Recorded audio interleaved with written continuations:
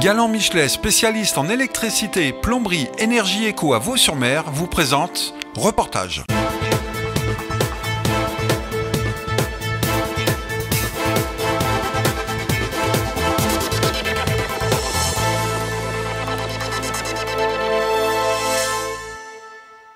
Nous allons nous intéresser aujourd'hui à Notre-Dame de Royan, notre vaisseau amiral, l'un des rares endroits que les vacanciers peuvent visiter. Une église que l'on baptise facilement la cathédrale, tellement elle est impressionnante avec ses 45 mètres de long et 22 mètres de large en béton brut. Pourtant, nous n'allons pas vous raconter pour la énième fois son histoire, mais faire la connaissance de Chantal, sacristain ou sacristaine, au choix, qui s'occupe aussi bien de la préparation des cérémonies, de l'entretien des cierges que du ménage. Il faut faire ça tous les matins, il faut nettoyer avant de rallumer, de recharger. J'ai pas honte de dire, oui, moi c'est une histoire d'amour entre cette église. Je suis chez moi, je me sens... C'est ma seconde maison, hein. Donc je prends autant soin de l'église que je peux prendre de ma maison. Parce que je trouve que c'est beaucoup plus beau quand il n'y a pas de poussière, que tout est bien ciré, que tout est bien brillant.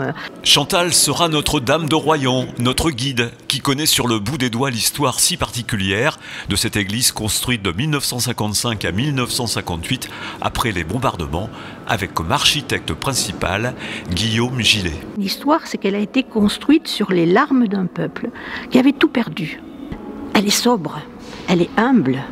Et elle vous lance un message, elle vous dit « Regardez-moi, j'ai l'air majestueuse, grande, mais j'ai pas besoin de dorure, j'ai pas besoin de peinture. Je suis moi, il faut m'aimer comme je suis. » Elle est très priante, alors ça c'est le mot, elle est priante. Le père Auguste qui officie pour la messe dans un cadre sanitaire strict, lui aussi est sous le charme. Haïtien d'origine, il est touché par la grâce des lieux. Déjà on se sent bien dans l'église. Parce que c'est la maison des dieux. C'est une église comme toutes les églises, mais une église qui est particulière, vu sa grandeur, son importance. Une fois arrivé ici, on sent qu'il y a cette présence divine. Alors, étoile de David, du roi David. Chantal connaît l'église dans ses moindres recoins.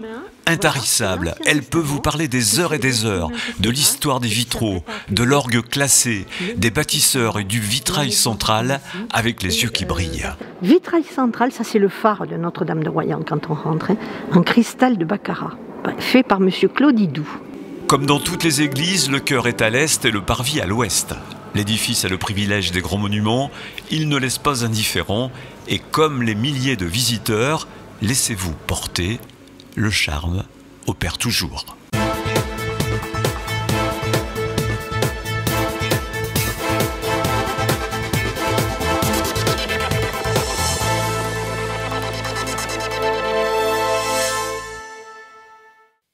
Galant Michelet, spécialiste en électricité, plomberie, énergie éco à Vaux-sur-Mer, vous présente Reportage.